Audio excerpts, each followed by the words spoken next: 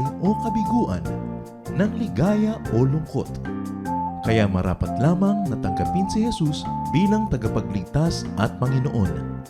At matapos yun ay panariwain ang katapatan at paglapit sa Kanya bawat araw o day by day. Ang day by day ay naglalayong umalalay sa pang-araw-araw na pamumuhay. Narito po si Kuya Ed Lapis sa mensaheng pinamagatang How to Treat Children.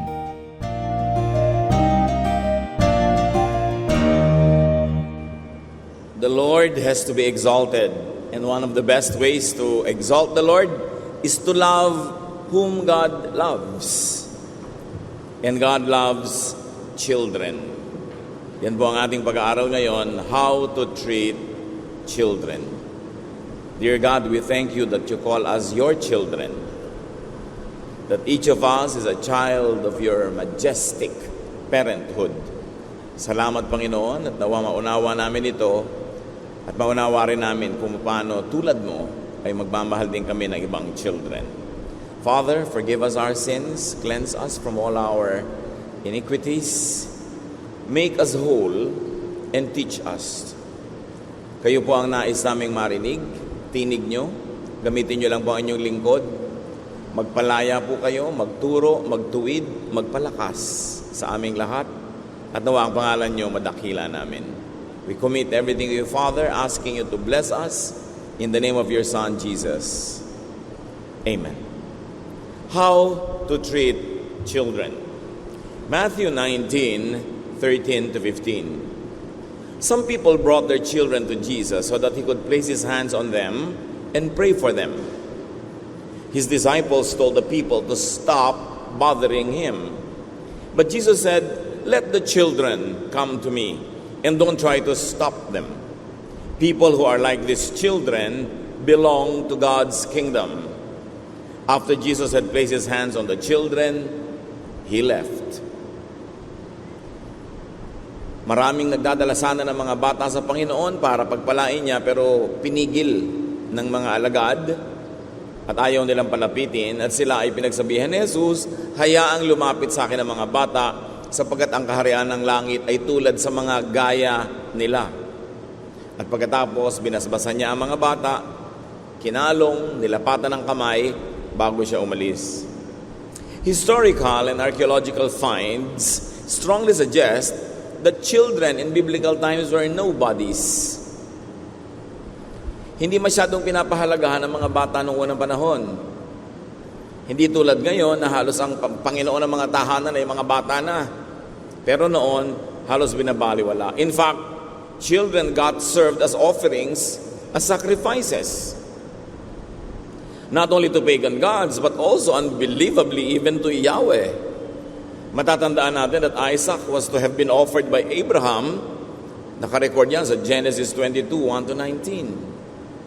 Mga bata, iniaalay sa apoy, sinusunog bilang offering sa religious activity.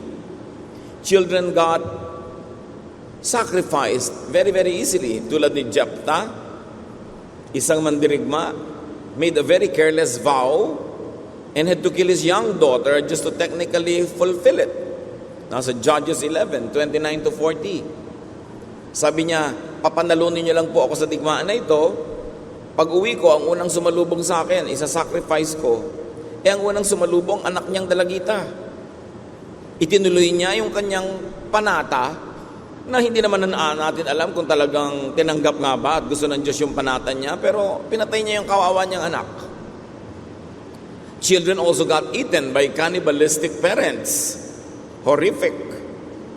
2 Kings 6:28, sabi ng babae sa hari, "Another woman and I were so hungry that we agreed to eat our sons. She said, if we ate my son one day, we could eat hers the next day." Mga nanay na sa sobrang kagutuman ay naging cannibalistic at nagkasundo na iluluto ang kanilang mga anak. Paano mo ituturo sa Sunday school? Pero ginagawa nila yon. In the olden days, children got massacred for seemingly flimsy reasons. 2 Kings 2:23-24. mga bata na nanukso na isang propeta, nilapa ng mga oso. Children were readily sold to slavery, tulad ni Joseph. Pambayad sa utang ng mga magulang, ang mga anak nagiging alipin. Marami pa. And in this cultural climate that had very unkind treatment of children, Jesus is like a fresh wind blowing from the desert. He applies His doctrine of love for children. Na sobrang natin ma-appreciate kung atin mo nang talagang titingnan yung background, yung cultural background. Ano ba ang mga bata nung araw? Matthew 19:13, balikan natin. Some people brought their children to Jesus so He could place His hands on them and pray for them. At least some people thought that children needed and deserved Jesus' blessings. But people brought the children to Jesus for acceptance, for affirmation, and blessing. Magandang layunin na dapat gawin ng bawat isang magulang. At yan ang kahulugan na tayo nagde-dedicate ng mga bata. Inilalapit natin sa Panginoon for affirmation, for acceptance, and for blessing. Matthew 19:13, His disciples told the people to stop bothering Him. Of all people, the disciples were keeping Jesus' love inaccessible, unreachable to children. Sa halip na sila pa ang magdala ng mga bata sa Panginoon, sila pa ang sumasagabal. To them, such requests were bothersome. Abala lang. Even now, many disciples and treat believers and other followers as unwanted baggage. Parang abala sa pagiging busy, abala sa ministry, forgetting that the people are really the focus of ministry. Matthew 19:14, but Jesus said, "Let the children come to me and don't try to stop them.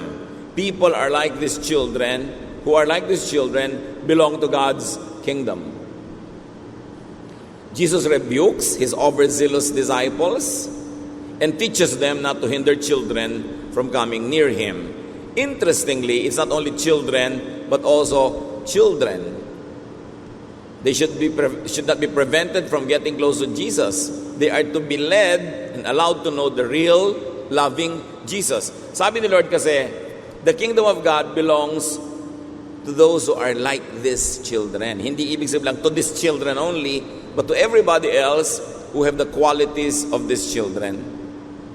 Childlike, trusting, innocent, dependent, weak.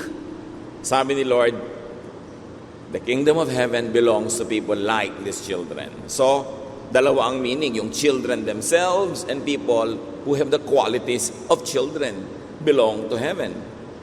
At yun ang dapat na ipakilala natin sa mga bata, yung Jesus na mapagmahal, mapagtanggap, maibigin. Hindi yung panakot na Jesus. Maraming mga magulang tamad magdisiplina, tinatakot na lang ang mga bata. Magagalit si Papa Jesus pag ginawa mo yan. Pati nga pastor, ginagamit na ganyan. Ayan na si pastor, magagalit sa'yo. Ginagamit nila yung mga iba na panakot. Mga tamad magdisiplin yung ganon. If you have to scare your children into being disciplined, that's a lazy way of parenting. Religious instruction should present the real Jesus of the Gospels. Not a Jesus that's always angry, not a Jesus that's always out to punish people. A loving Jesus is what the children and who the children should know. People who are like these children, sabi niya, belong to God's kingdom. Very interestingly, Jesus expands the application of His grace to all other persons who, like those children, are marginalized, trivialized, weak, voiceless, abused, oppressed. Sabi niya, lahat ng tao na tulad ng mga batang ito ay kinakasihan ng Panginoon at para sa kanila ang paghahari ng Diyos. So mga taong hindi lang bata, kundi tulad ng bata ay naaapi, nababaliwala, hindi pinapansin, walang tinig, parang walang karapatan. Sabi ni Jesus, sila ang gustong lingapin at kalinghain ng langit. Napakaraming spiritual application nung sinasabi niyang, the kingdom of heaven belongs to people like these children. But very clearly, Jesus accepts children As He accepts the sinners, the sick, the weak, the poor, and the rejected. Sama-sama sila sa isang grupo ng mga tao na nababaliwala, nakakawawa, naaapi nung panahon niya at sa marami pang ibang panahon. Matthew 19:15, after Jesus had placed His hands on the children, He left. Kung ano man ang ginagawa niya, hindi na yun natapos, hindi na yung binalikan, pinagpala niya yung mga bata at umalis na siya. So maaaring yun talaga ang pakay niya noong mga sandaling iyon. But very, very interestingly again, Jesus breaks tradition, corrects His disciples, and welcomes and blesses children. In fact, in Mark 10:13-15, sinabi pa nga, nagalit siya sa mga disciples. Now, how do we treat children? Taking the cue from Jesus, the Lord of Lords, the King of Kings, in whose name every knee will bow, every tongue confess that He is Lord. Jesus, who pleases God the Father in heaven. Jesus, who is the complete personification of God in human form. Paano tayo matututo mula kay Jesus kung paano itatrato ang mga bata? Accept children unconditionally. Warmly, hospitably into your family. Yan ang kauna-unahan dapat na maramdaman ng bata na siya ay accepted. Do not abort fetuses. Hindi sila inilalaglag. Hindi dahil unplanned pregnancy, nagkamali ka, lasing ka lang nun, tapos bigla ka nagdalang tao, tapos ilalaglag mo. Anong kasalanan ng bata doon? Sabi po ng maraming mga dalubhasa, maliit na fetus pa lang yung bata sa loob ng sinapupunan, nakakadama na kung wanted siya or not. Kung ibig siyang ilaglag ng kanyang ina o hindi. Kung welcome siya sa mundo. At nagkakaroon niya ng epekto sa kanyang pagkatao, sa kanyang personalidad habang buhay. Do not reject children for their inborn nature. Some children have physical imperfections. Some have talents that parents might not like. Some have inclinations that do not probably fit into the culture of the family. But the family must accept the child unconditionally. The child did not ask to be born. Hindi naman niya ipinakiusap o ipilit na ipanganak siya. Napanganak siya dahil sa ginawa ng mga tao, ng kanyang mga magulang. Therefore, ang mga magulang ang kauna-unahang dapat tumatanggap ng walang patakaran sa bata. Do not reject children for their inborn talent or lack of it. For inborn physical attributes. Minsan kamukha nung kapitbahay mong naiinis ka na rin sa anak mo. Minsan kamukha ng biyanan mo para silang pinagbiyak na yoyo. Mainit tuloy ang dugo mo sa anak mo, sa sarili mong anak. Do not reject children for inborn character traits that they did not impose upon themselves or create. Do not hate children for being born this way or that way, especially if you are the parent or the family. Yes, improve children, help improve children, but do not reject or change them. Not even God changes people. The Lord changed me. May mga bagay na sabi, bakit pray na ako ng pray, hindi na-change? Yun ang nature mo. Pwede mo improvein. You can be the best version of yourself, but you cannot change yourself as you were created. God creates all people, and God knows what He's doing. Psalm 139, 13-16, you are the one who put me together inside my mother's body. So you are the one, not anyone else. You, O God, are the one who put me together inside my mother's body. You created me. You decided which genes from which grandparents will go into my body and my personality. You decided the mix, not me. God, you do it. And sabi niya sa verse 14, and I praise you because of the wonderful way you created me. Everything you do is marvelous. Of this I have no doubt. Nothing about me is hidden from you. I was secretly woven together deep in the earth below. But with your own eyes, you saw my body being formed Even before I was born, you had written in your book everything I would do.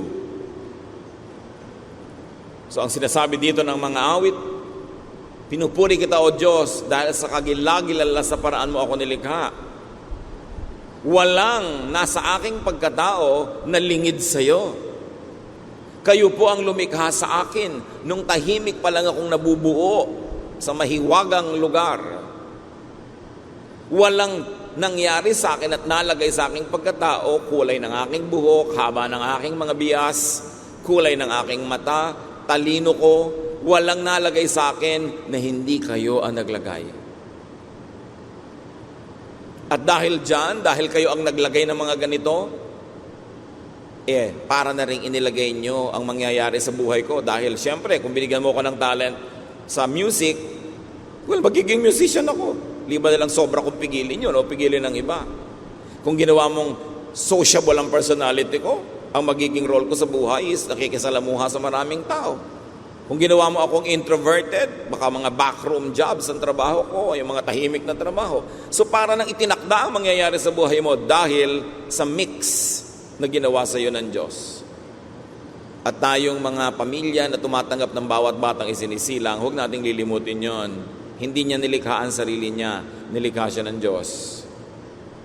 At ang dapat gawin, mahalin, tanggapin, tulungan so the person could develop into the best versions but of his or her own self. Hindi mo pipiliting maging katulad mo, sundan ang iyong mga yapak, tularan ang naging karir mo dahil mayroong ibang nakaguhit sa kanyang palad para sa kanya. So accept children, very especially if they are yours. Woman, do not give your child's father a reason to doubt the child's paternity. Pag hindi malinaw sa lalaki na anak niya ang bata, paano niya paninindigan, paano niya mamahalin, paano niya susuportahan. At kung minsan, sa kawalang pag-iingat, may mga babaeng nalilito ang 5 lalaki kung sino sa kanila ang anak, ang ama. Kawawa yung bata dahil lahat magtatanggihan. Dahil sino ba naman ang gustong sumambot, sumalo, nang hindi siya tiyak kung kanya nga.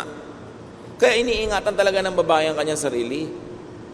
Para hindi siya pagdududahan, anak ko ba talaga yan? Bakit kamukha ni kumpare yan? Diba? Naglihi lang ako sa kanya.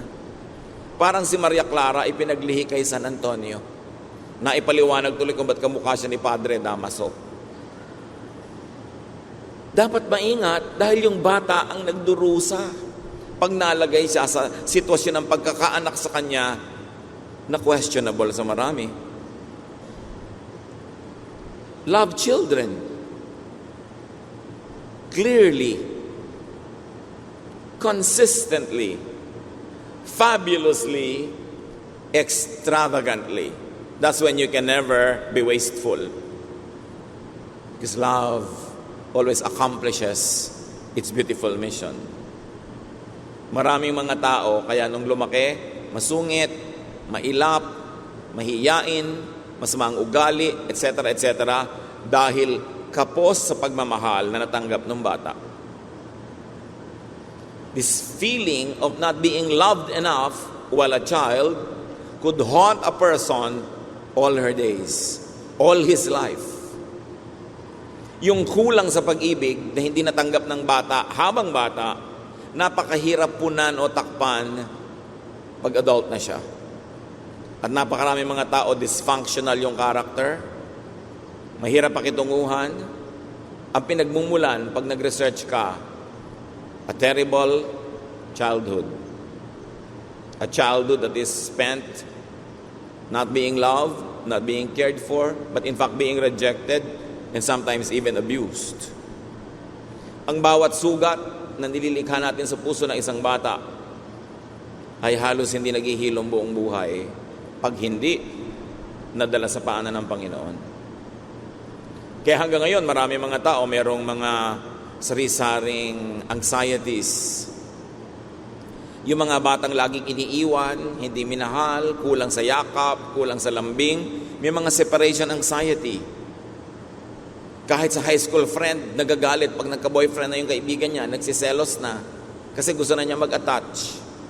Kahit sa mga office mate, pagka naglakaran, hindi siya kasama, masama ang loob.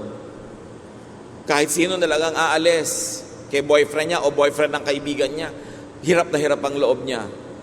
Hindi maka-adjust pag may taong lumalayo. Kasi nga, buong buhay, wala naman siya kasama, walang kapiling, walang masandalan, walang masilungan. Kaya pag nakakita ng kahit sino, nagbigay ng kahit konting pagtingin, para ng talabang kakapit. Lilimutin na ang karunungan, lilimutin na ang katalinuhan, lilimutin na ang katwiran, dahil nakakita ng konting pagtingin. Kawawa ang mga batang hindi pinapalaki ng busog sa pagmamahal. Laging yun ang hanap-hanap. Kaya marami mga batang babaeng lumaking walang tatay sa bahay, ang nagiging mga boyfriend, mga mukhang tatay, mukhang lolo. Nakadalasan may asawa at mga sariling anak kasi meron siyang longing to belong to a man who has a family, to belong to a family. Nagkakariwariwara ang buhay ng babae. At ganoon din naman yung mga lalaking lumaking walang tatay sa bahay o walang nanay, may kulang na laging hinahanap. Napakadali tuloy dayain, napakadaling paibigin, at napakadaling masaktan. Gawa ng mga magulang na dapat sana'y nagmahal o pamilyang dapat ay umibig. How else do we treat children? Bring children up in the knowledge of the Lord. Dapat maunahan ang isip ng bata na ang laman ang Panginoon, ang karunungan ng Panginoon, ang katuruan ng Panginoon, para hindi maagaw ng iba't ibang mga nag-aagawang mga karunungan na tutokso sa kanya yung lugar na para sa Panginoon. Pag nauna na yan, nauna na. Mahirap na yung palitan o matabunan ng ibang mga katuruan. Kaya sinasamantala natin habang mga bata ay bata. Tinuturuan ang mga salita ng Diyos. At tuwing kaya, pinapag-aral sa mga matitinong Christian school na kahit wala ka, hindi kanya kapiling, alam mong ang naituturo sa kanya, mga bagay na mga Diyos. Napakahalagang investment sa kanyang sariling pagkatao yon. Teach children clear moral values. To know right from wrong. Para buong buhay dala nila. Proverbs 22:6, teach your children right from wrong, and when they are grown up, they will still do right. Yung mga ibang magulang, mag-aasawa na yung anak, o lalayo, magtatrabaho, ilang taon na, 24, 23, 22, 27. Huwag na kayong mag-alala kung naturuan nyo ng tama yan buong bata, hindi na niya yun ihiwalayan. Nasa kanya na yun, siya na yun. Maligaw man ng konti, madapa man ng konti, lumihis man ng landas ng konti, konti lang, hindi sobrang lalayo, at bumabalik din. Kasi siya na yun. How do you make up for times that you missed to teach them because they were not with you when they were children? Kaya malaki pong dagok sa buhay ng ating lipunan, yung napakaraming lumalayo, nag-abroad para magtrabaho just to survive. We understand that people have to find livelihood, that you want to be able to earn more, to provide for the material needs of your family better. But this separation of families should not be prolonged. It must have a definite and clear ending so that the family can be together again. That's why I am not for the policy of our government to export people and to export labor because of the social and moral cost. Our people pay a very high price for the $16 to $20 billion that overseas workers sent to this country, that our government people squander foolishly. Napakalaki.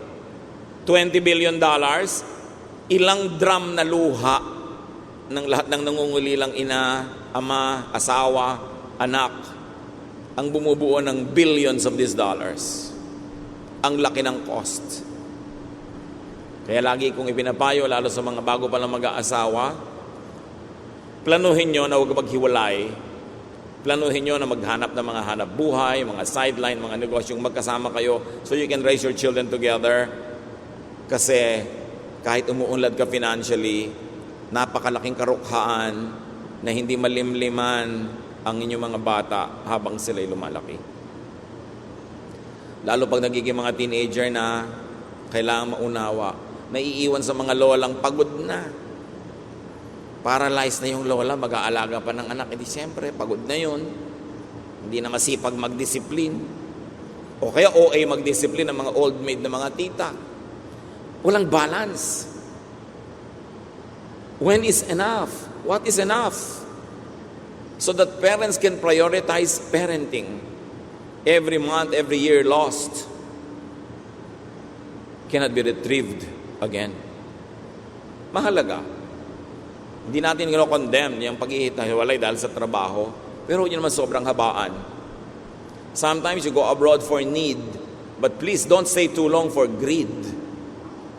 Dapat need lang. Tapos magbalik ka na, magsama-sama na uli. Kawawa ang mga bata. Kumisan tuloy to compensate, these children are spoiled. They are given all the material things that could be bought by money, and these children never learn contentment. So nakaka-breed tayo ng mga monsters kumisan. Siyempre, discipline ang kailangan sa bata, pero founded on, tempered by, and flavored by love. Hindi discipline lang without love. O hindi lang love without discipline na ginagawa mo. Pag 1 month ka lang a year na nandito, puro na lang love, wala nang discipline. Dahil baka lumayo pa loob sa'yo, isasandali ka lang nandyan. Kaya kulang sa balance. What are the best gifts to children? The gift of unconditional acceptance. The gift of a good example. The gift of feeling loved. And of course, the gift of being brought up in the knowledge of the Lord. Sabi naman ng iba, paano po yung discipline na sabi sa Bible, kailangan paluin ng bata? Proverbs 13:24, He that spareth his rod, hateth his son. But he that loveth him, chasteneth him betimes. Sabi ng King James Version. Sabi ng ibang version, spare the rod and spoil the child. What can we say about that? Kasi ngayon maraming mga conservative Christians, grabe pang mamalo ng bata. Kasi sabi daw sa Bible, minimize corporeal punishment. Sa pagbabago ng panahon at sa pagdaan ng maraming mga bagay, huwag masyadong maging literal sa pagsunod ng napakatatanda ng mga kaugalian. You know, physical punishment is so Old Testament. Pero hindi po ba dapat nating sundin ang Old Testament? Kasi po, Bible yan. Di sundin mo rin ang Leviticus 20 verse 9. If you curse your father and mother, you will be put to death. Biblical din yan. Pero siguro naman, kahit anong ngayong pagiging pasaway ng bata, hindi mo pinapatay, no? Hindi ka tulad ng araw, babatuhin ang buong baryo para mamatay. So hindi ko mo nasa Bible, buong-buo mo nang lulunukin ngayon. Titingnan mo kung paano i-apply sa mga realities mo ngayon. Iba ang reality 3,000 years ago, 4,000 years ago, in tribal, rural Israel, kesa ngayon. That's why contextualization is important. You've got to study the context of the people who originally practiced the teaching in your context now. And you've got to bridge that with a lot of wise understanding, reflection.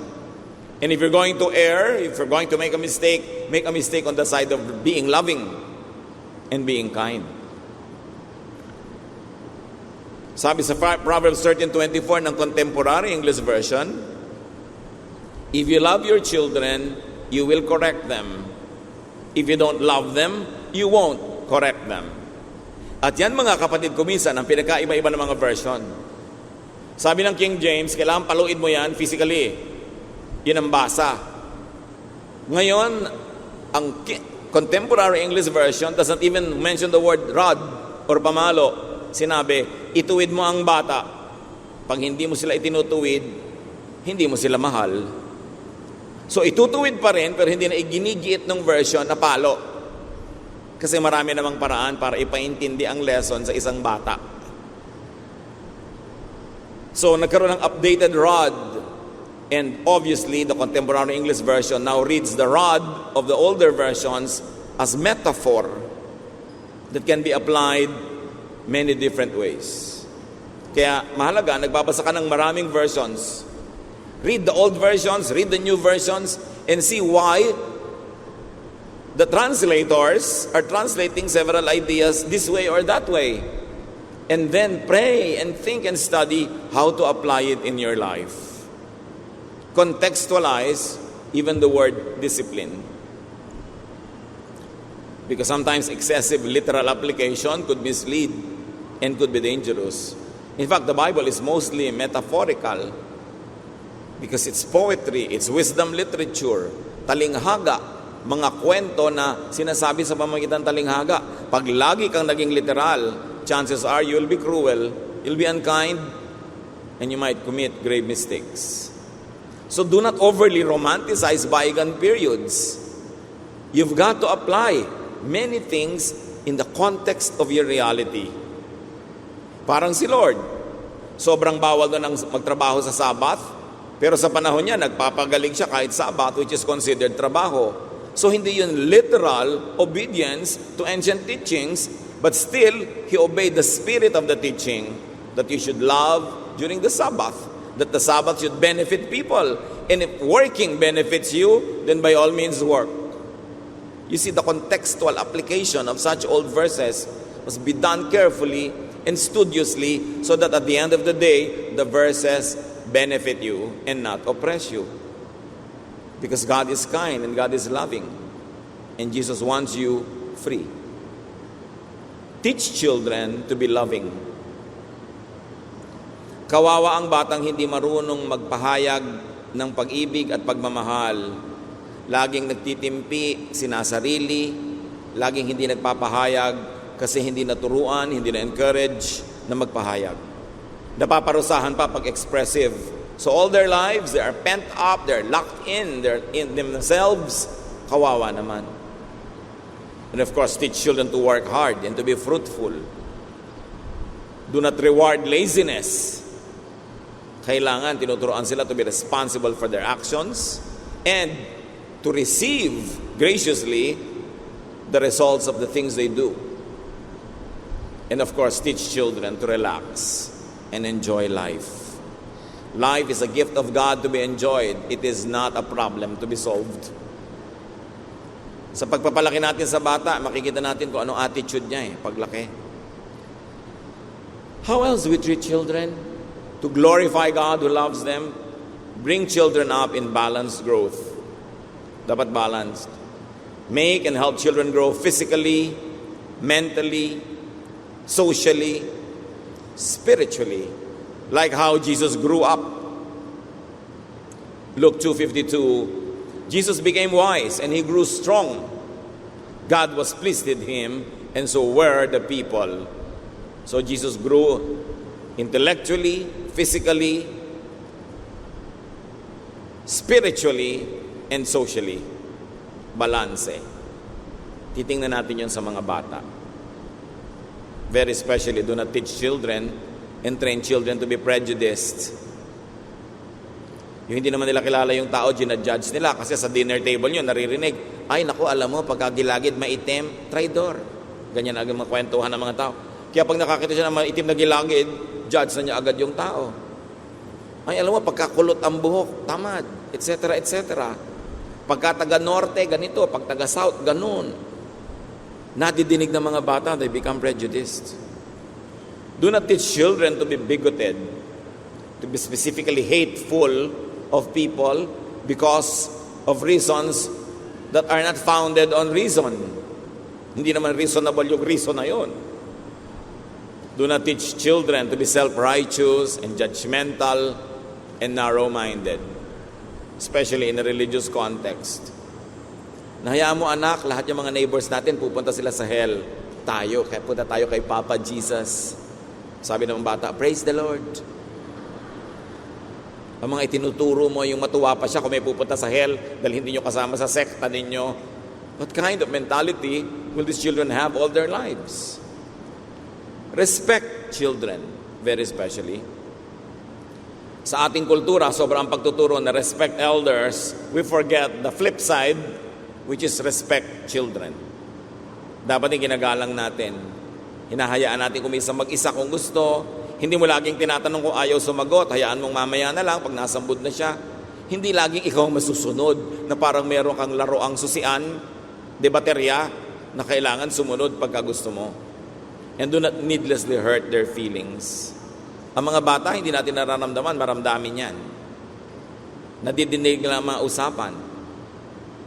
Meron pa, lalapit sa akin, dala-dala bata. Pastor, ito mga anak ko, napaka-hard-headed. Sabi ko, kailangan mo talaga sabihin ang didinig niya?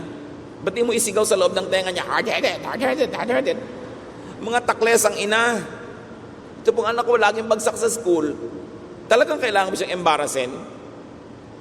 Tumitigas tuloy yung puso, lalong tumitigas ang loob at nagdadabog-dabog. Kasi kung minsan hindi marunong mag-handle ang matatanda. And do not abuse children, verbally, physically, emotionally. Church, I'd like you to pay attention to what I'll say next. Ingatan niyo ang mga bata dahil pwede silang ma-abuse ng mga nakikitulog sa inyo mga bisita, lalo kamag-anak. According to studies, most who were abused sexually when they were kids were abused by relatives, trusted relatives. Of course, people you do not trust have no access to the children. So it is the people that you trust that should be on the list of your suspects. Of course, do not tell them naman na suspetsa kayo. Pero iingatan yung mga bata. Wala kayong kamuang-muang, nagpapatulog kayo doon sa kwarto niya ng mga kung sino-sino nagdadatingan sa bahay nyo, namamales pala sila. They don't know their rights, they don't know if they'll be afraid, they don't know what to do. Walang kamuang-muang ng mga magulang, ingatan nyo ang mga bata sa mga teacher, mga overnight camping, mga overnight parties. At kung minsan, kahit sa mga religious leaders and counselors, na-abuse ang mga bata. Huwag kayong parang natutulog sa pansitan na nakatungangan, nanonood ng hangin. Be alert when adults are with your children. At tuturuan nyo sila, anak, pagka merong hihipo sa'yo dito, may hihipong ganun, may halik sa'yo, huwag kang papayag, kahit sino. Kahit ka mag-anak natin, sumbong mo agad, pagalitan mo agad, huwag kang papayag. Kasi pag lagi natin tuturo sa mga bata, puro po at ang opo, na-abuse.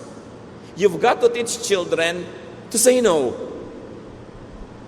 You can always tell them, anak, you can say no, but just say it politely.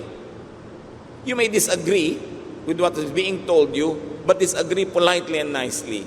You don't always have to obey everything. Kasi sa pag-obey nila ng mga demented, mga calloused, and mga abusive adults, napapahamak sila. Kawawa ang mga batang hindi naturuang tumanggi, pumalag, o maghindi. Minsan buong buhay nila sila'y naapi. At naapi na, hindi pa malaman kung paano tatanggi kasi hindi naturuang tumanggi. It's part of good training because there is so many things in this world that we have to refuse. Train the children to refuse. Nicely, politely, but firmly. Especially, teach them the basis of what to refuse and what to accept. Right from wrong. And of course, do not exploit children. At kung matatanda na tayo ay tinutulungan ng ating mga anak, do not be abusive in dependence and expectation. Maraming mga anak na hindi na makapag-asawa, hindi na makagawa ng future, hindi na magawa ang gusto nila dahil dumagan na sa kanila yung buong pamilya. Do not exploit and abuse, especially when they're already earning money. 2 Corinthians 12:14, parents are supposed to take care of their children. Hindi laging sila pa yung pabigat. Sila yung hadlang para matupad yung mga pangarap ng kanilang mga anak. Progressively set children free. Mula nang naputol ang pusod ng bata, mula sa sinapupunan ng kanyang ina, nagsimula na yung kanyang journey na maging independent. Mga ina, kung gusto ng Diyos na lagi inyong kabuntot ang anak nyo, dapat hindi nalalagot ang pusod. Can you imagine kung 7 anak nyo? Nilalagot ng Diyos ang pusod bilang kauna-unahang act ng pagsilang dahil yun ang kalooban niya. Tapos na yung role mo na 9 months na diretsong sa'yo nakakabit si bata. Ngayon, magpapasuso ka naman, mag-aalaga ka naman for several years, and then titigil na yon, iba nang kakainin niya, solid food na. In other words, progressive freedom ang ibinibigay natin sa mga bata. Hindi natin kokontrolin forever. We let them free to be themselves, to develop their natural gifts, to pursue their dreams and aspirations, and to love who they want to love. Hayaan ang mga anak na umibig ng iibigin. Hindi tayo mamimili. Hindi naman ikaw ang sisiping. Hindi naman ikaw ang sasama.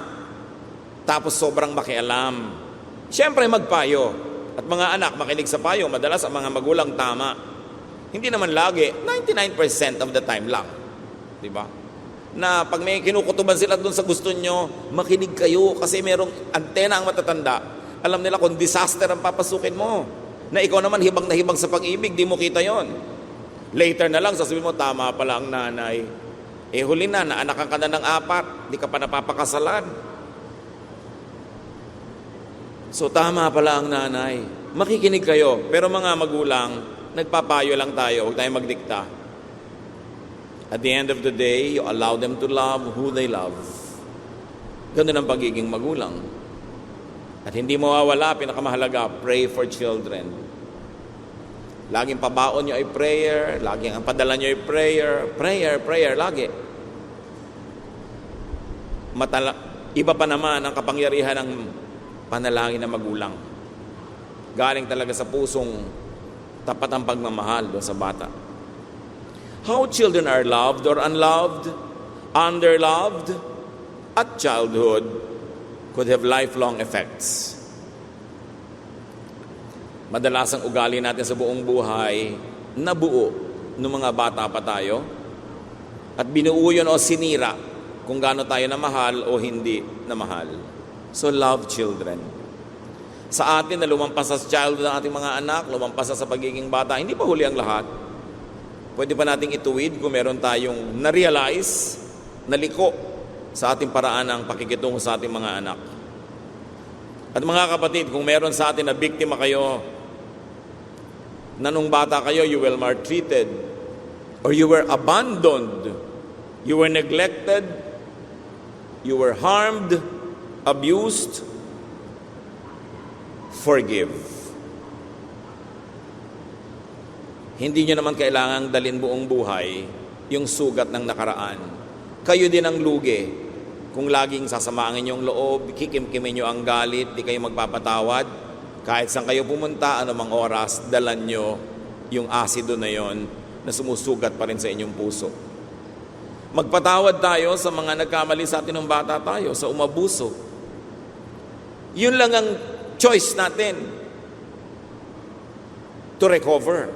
The other choice is to continue being angry and bitter and to continue to be damaged. Kahit ano pa ang pinagdaanan natin, the Lord can restore us. The love of Jesus can heal us. And the power of God can set us on the path that we should take. Patawarin nyo na yung mga umapi sa inyo noon. Yung mga laging galit sa inyo, kung may nag-abuse, patawarin nyo na. Kayo rin na mahihirapan kung dadalhin nyo pa yan one more day. One more week, one more month, one more year. Let go. Let it go. And with the Lord's comfort, try to forget. Move on. There's a whole new life waiting for people who are in the Lord. He gives us second chances, third, fourth chances. Heal in the name of Jesus. I like everyone to bow before the Lord right now because I like to pray. I like to pray especially for people. For people who were wounded in their childhood. Meron tayong mga kasama na nasugatan ang ating puso, ang ating damdamin, ang ating pagkatao nung bata pa tayo. At alam natin, dala-dala pa natin hanggang ngayon yung sugat na yon, yung galit. Kuminsan, apektado ang ating mga desisyon, pakikitungo. With heads bowed, I like to pray. And I like to pray for those people. I like you to stand up. Stand up in the name of the Lord. We're going to ask the Lord to heal your wounds. We're going to ask the Lord to touch you, to let you go on, move on, forget, and have a brand new start. If it is to begin today, let it be today. Yes, thank you for standing up. Sino pa magsasabi, Lord, meron ako mga sakit ng loob, hinanakit, galit mula pa nung bata ako. Meron mga nanakit sa akin, sumugat ng abuso, na ngayon nasa puso ko pa. But today, I like to let go. Gusto ko nang bitawan itong mabigat na daladala ko na to. Gusto ko nang magkaroon ng bagong panimula. Nothing is too late. Yes, the Lord is here with us, and the Lord will heal. So you stand up if this is your prayer. An honorable thing to do, to stand before the Lord who is our healer, our physician, our parent. Tumayo kayo at ipapanalangin ko kayo. At sa lahat ng mga tumayo na tatayo pa sa ilang saglit, pray privately and silently. Thank God for your life. Thank God for everyone who has helped you so far. Thank God for the beauty of life. At kung naging galit kayo, bitter, may anger, hatred, seek God's forgiveness. After that, we will pray together. Be with the Lord for a while in silence.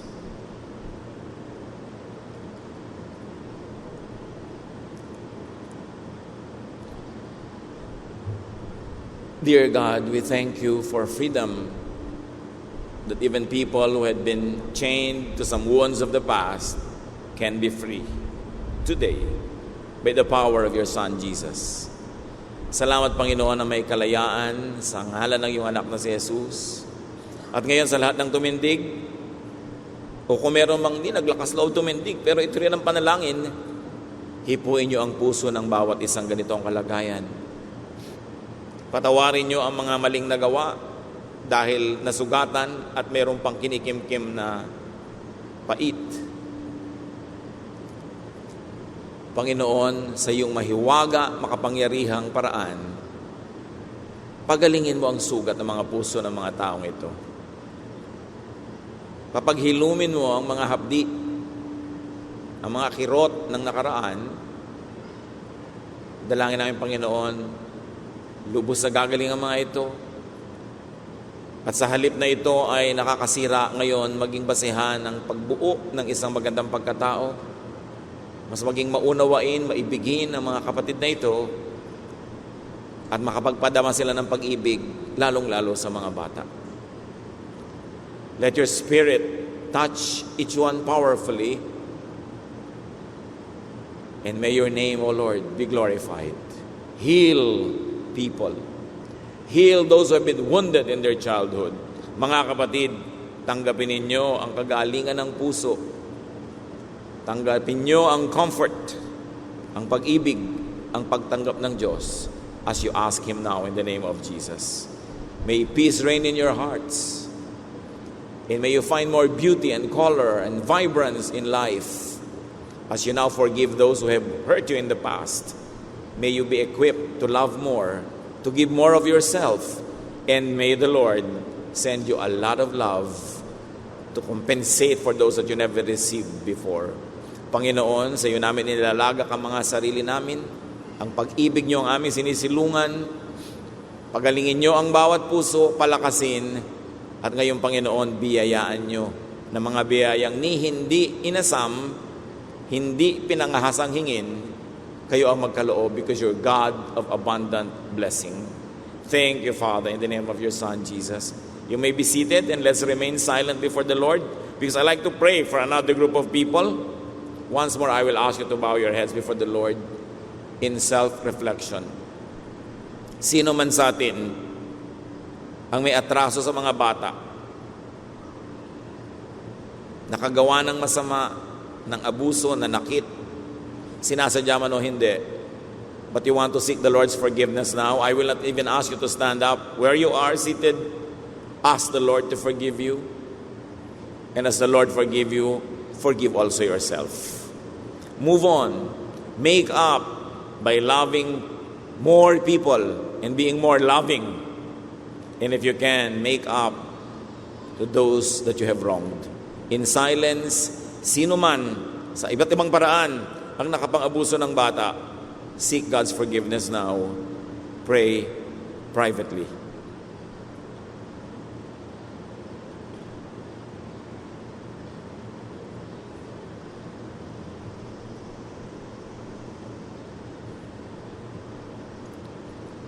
Kahit hindi isa-isahin sa iyo, Panginoon, alam ninyo ang ginawa naming lahat. May mga atraso kami, mga ginawang masama sa mga bata. Sa paghingi ng tawad ng bawat isang guilty, O God, we know that you forgive those who seek forgiveness. Forgive. And thank you for your forgiveness. Bigyan mo nawa ang bawat isa ng pagkakataon makamake up, makabawi doon sa kanilang mga nagawa ng mali, at kung di man magawa yon sa ibang tao. Teach us to love others, to give to them the love that we failed to give to some children in the past. At nawa, Panginoon, turuan mo kami kung paano mas magiging loving. Salamat, Lord, sa pagkakataong ito na pwedeng makipaglinawan sa inyo, that we could clear the air and seek forgiveness for sins that probably have laid buried and forgotten but continue to haunt our spiritual lives. Pawiin niyo po, Panginoon, ang mga sumpang sumama sa paggawa ng mali sa mga inosenteng bata. At kung may mga pagpapala kayong na-withheld, hindi na ipadala, hindi na ibigay dahil sa mga kasalanang ito, Lord, as your people seek forgiveness, or you open the floodgates of heaven and release unto such people the blessings that you've always wanted to give them. Salamat, Panginoon, dahil pwede kaming magbulay-bulay kung paano mamahalin ng mga bata. Nawa ang bawat batang ipinagtitiwala mo sa amin sa iba't ibang paraan, kung kami ay magulang, kami ay kamag-anak, kapatid, mga lola at lolo, o mga guro, mga iba't ibang papel namin sa buhay, teach us to be sensitive to children, mapabauna namin sila ng pag-ibig at pagiging makadiyos na magpapalakas sa kanila buong buhay. Continue in silent prayer and ask God to give you more personal applications sa ating pinag-aralan.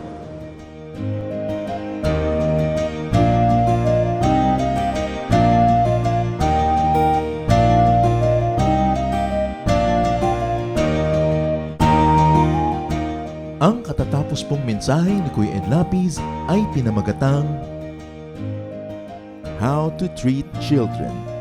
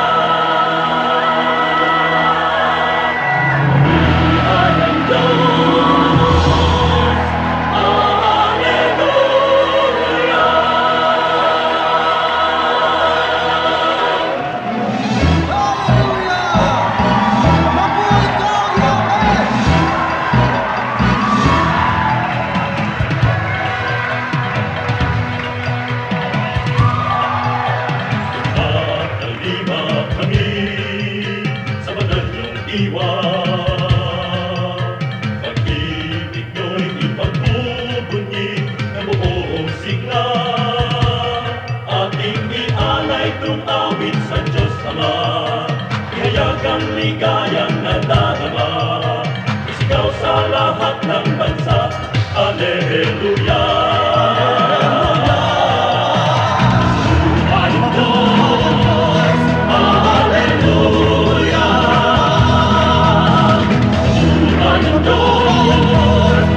Alleluia.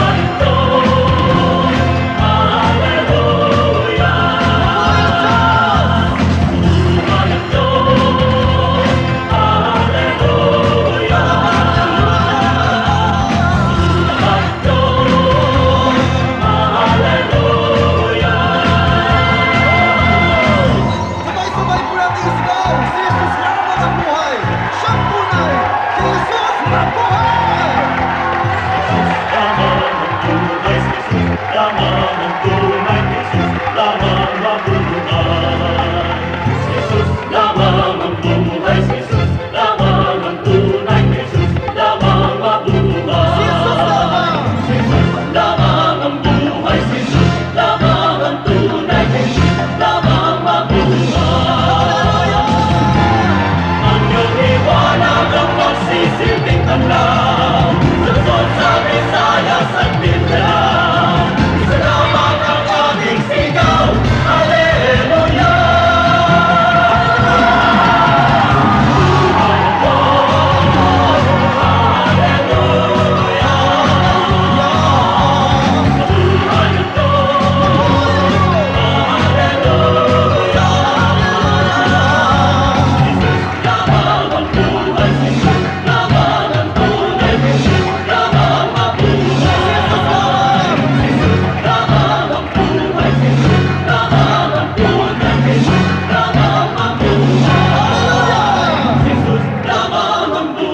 Jesus lamang ang tunay, Jesus lamang mabuhay.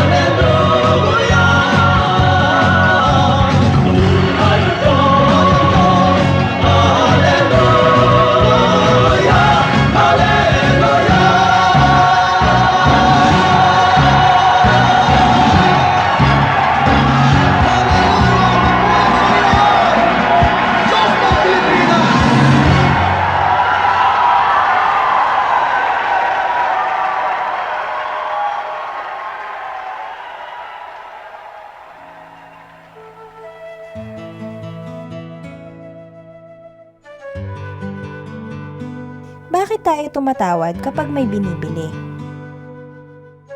Una, out of necessity. Gusto natin mas stretch ang ating budget. Gusto natin mas maraming mabili ang ating konting pera. So, tatawad ka. Pero naging art yan eh. Dahil ang tindero din naman, dahil ayaw niya natatanggi kahit kaninong tatawad, talagang dinadagdagan na niya yung presyo sa simula pa lang para pag tumawad ka, mapagbibigyan ka niya at hindi mukhang ikaw ay nabigo. Kaya naman pag hindi ka tumawad, lugi ka dahil yung original price built-in na talaga doon, yung para tawarin mo at mabawas. Napakagandang pakikipagkapwa yan dahil yung mga tindero man, ayaw nilang biguin ka, pero ayaw din naman nilang malugi. So magdadagdag na sila sa simula, masaya ka dahil nakatawad ka.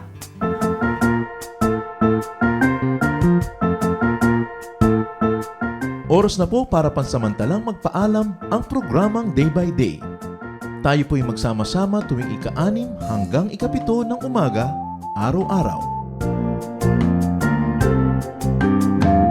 Magandang umaga po at mabuhay ang Panginoong Hesus!